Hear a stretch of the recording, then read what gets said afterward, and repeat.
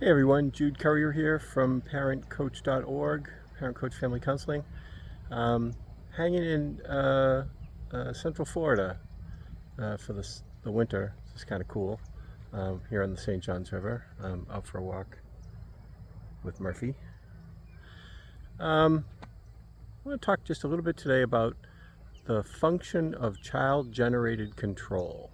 So that's a kind of a wordy way of saying, why do kids fight with us as much as they do? Um, so children are very often in the interaction with their parents are seeking control of that interaction. That is a developmentally normal um, behavior. It happens all the time. It happens really from the beginning, right? You know, if we smile at if our children accidentally smile at us and they see us smile back when they're infants, they figure it out. Like, oh, I think I made that happen, and then they'll do it again, and we do it again. And I often talk about uh, you know, holding my kids or even my grandkids, you know, when they're 2, 3, 4 months old and they've got a binky and they drop the binky. And then I reach down, I clean it off, I give it back to them. And then a couple minutes after that, they do it again, maybe on purpose, maybe not. And then I do the same thing. I reach down and I clean it off and I give it to them.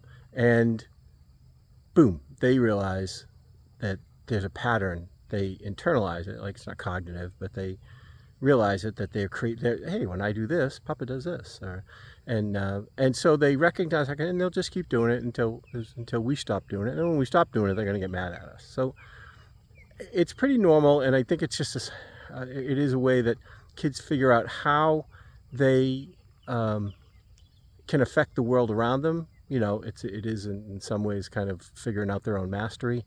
But ultimately, in the larger scale of this, it is, I believe, how kids figure out whether they are safe with us.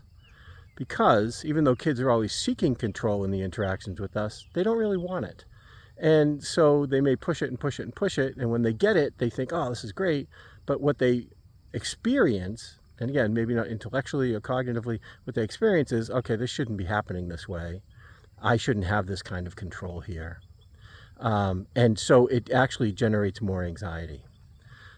So it is very important that we are creating a reasonable set of limits for our children to follow, and really just frame them as guardrails.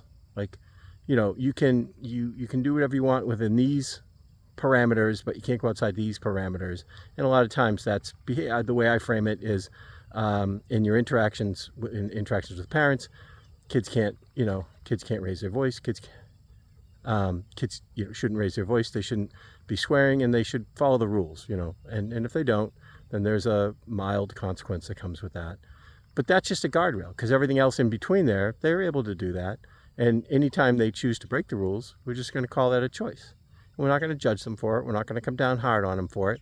We're just going to give them a mild consequence, and we're going to carry on and remain emotionally safe and emotionally available to them, so that they understand they can work within those guardrails, but they have to manage their behavior to a certain point. Of course, that changes as kids get older. Anyway, that's a lot. I hope that's helpful. Any questions, please, put them in the chat. It'd be great if you could like this and subscribe to the channel. Thanks.